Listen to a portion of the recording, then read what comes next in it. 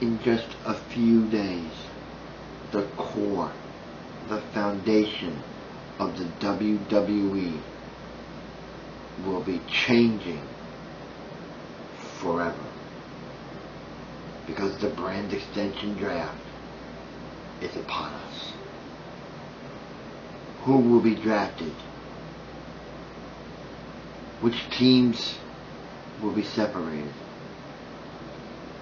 And whose career is going to start to take the turn it so needs. And with that, ladies and gentlemen, welcome to We Love It Raw. We are going to get you ready for the brand extension draft. And we're also going to get you ready, ladies and gentlemen, for Battleground as well. And speaking of WWE Battleground, that's what we're going to start our show with tonight, ladies and gentlemen. Battleground. And we're in for a doozy at Battleground. I'll tell you right now, we are in for a doozy of a show. Because the WWE Championship is shaping up to be a very personal match between all three members of the Shield, Ambrose, Rollins, and Reigns. And the bantering that's been going on about the whole Roman Reigns suspension has really made this match worth everything you needed it to be. And I have to say thank you to Seth Rollins for that, because the way the match was shaping up to be, it was shaping up to be boring. No excitement to it. And we saw what Rollins can really do and how low he can go on Monday night when he gave the first ever Rollins report. And he was trying to be like Jon Stewart in the Daily Show. And I would have to say, it was good. He did a great job on the Rollins report. He did Seth Rollins. And he talked about the suspension of Roman Reigns, and that whether or not Roman Reigns should still be in the WWE Championship picture. But what made it interesting was it wasn't a live version of Roman Reigns. It was a taped version of Roman Reigns when he was still the WWE World Heavyweight Champion at that time. And that's what made it really funny to watch. But after that, the WWE Champion came out, Dean Ambrose, and he even said, that the Rollins report, kind of unique. It was different. But that's not going to change the fact that come Sunday, Dean Ambrose vows to walk out as the WWE Champion. But that's what he thinks. What does the WWE think? I'm glad I brought that up. I read online just the other day that there are plans to have Dean Ambrose lose the WWE Championship next Sunday at Battleground. Because right now, the WWE creative staff doesn't have any plans for Ambrose to be in the title picture at the biggest event in Brooklyn next month, SummerSlam. But that was as of just the other day. We all know things can change, and we all hope it has, because we all like Dean Ambrose as the WWE Champion. The fans love it. Creative talent loves it. So let's see what happens when we hit Battleground next Sunday in our nation's capital, Washington, D.C. And speaking of D.C., we all know it's the home of freedom, the government, tourism, and all that. It's also going to be home to a big match. A very big match. With AJ in the club, Cena, Enzo, and Cass. And this has kind of turned it up a notch as well, you know. Again, this was going to be one of the boringest matches we've ever seen in the history of the WWE, but it's now taking, you know, more twists and turns to it, so it's really shaping up to be a pretty good match. And Monday night it was supposed to be Enzo and Cass against the club, but AJ vowed that, you know, once you step in this ring, you know, we're not responsible for what happens. And they vowed to annihilate Enzo and Cass and have them not show up to DC for Battleground next Sunday. And that was the risk the team was willing to take, because Enzo and Cass did end up in the ring. And yeah, I know they ended up getting a loss. And you know, the numbers game finally caught up to Enzo and Cass, but it quickly got even when John Cena showed up. And what's funny about that one was he hosted the ESPYs on Wednesday.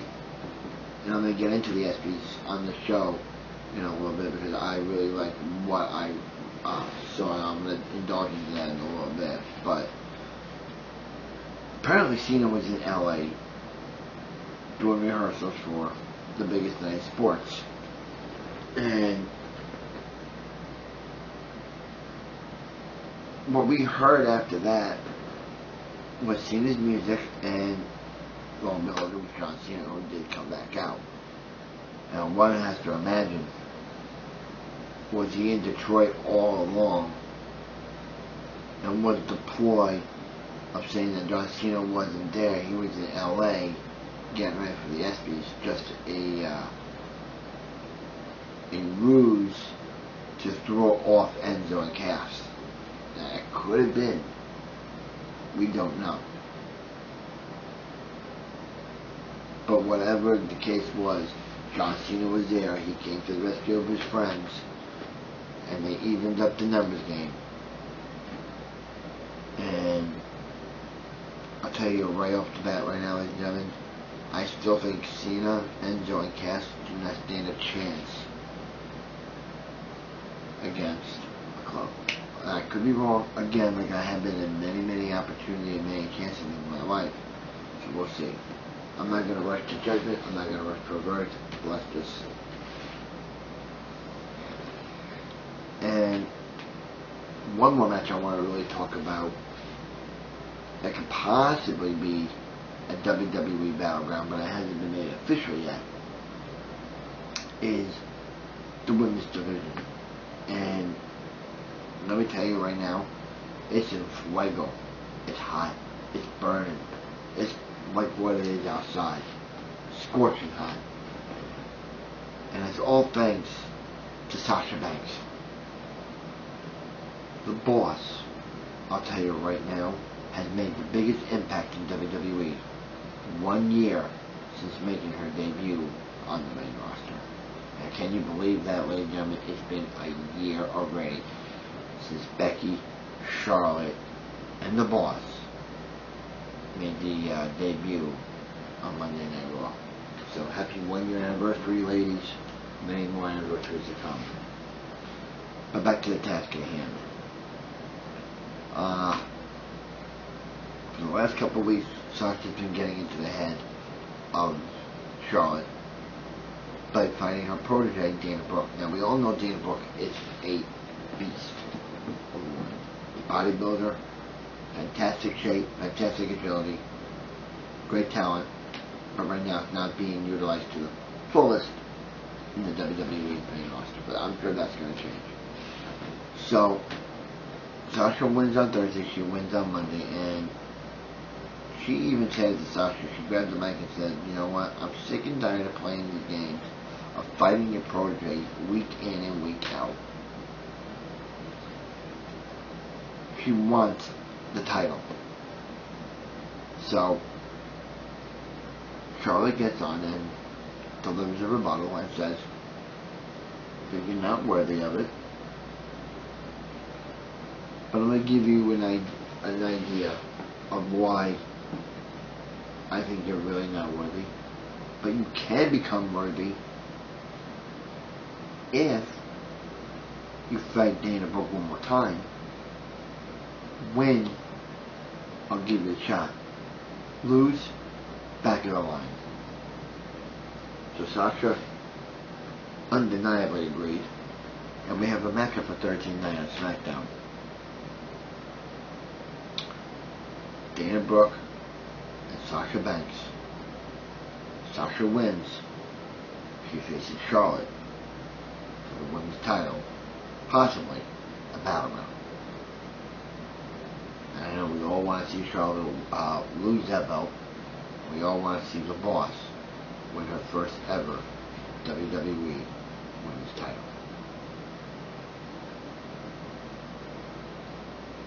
Now that we talked about Battleground, let's indulge ourselves quickly into the brand extension draft. It is going to be the biggest night in the history of World Wrestling Entertainment. Next Tuesday night. Because we are in for a ride. A ride. Unlike no other. Who's going to go where? Our team's going to be split. Our career's going to take off. Or our career's going to crumble. That's the excitement of the brand extension draft. We have seen it before. Careers take off. Hall of Famers be born. We have seen it. We have seen it. We've also seen the bad side of the brand extension draft. We've seen careers get washed up. Hall of Famers crumble before our very eyes. And that's why I'm really excited about this draft. Because I want to know who's going to go where. And are we in for a new beginning here on the WWE? Like Vince always used to say, it's time to shake things up around here again. And that's what he's going to do at the brand extension draft Tuesday night, only on USA. And that's going to do it, ladies and gentlemen. I hope your minds have been indulged. I hope you are ready for an exciting week coming up in the WWE. Battleground next Sunday, the draft Tuesday. And we are here to give you everything you need to know to get you ready, to get you pumped and psyched for the biggest week in World Wrestling Entertainment history. Until next week, ladies and gentlemen, stay safe, be warm, enjoy, and remember to always keep it real and to keep it raw. We will see you next week.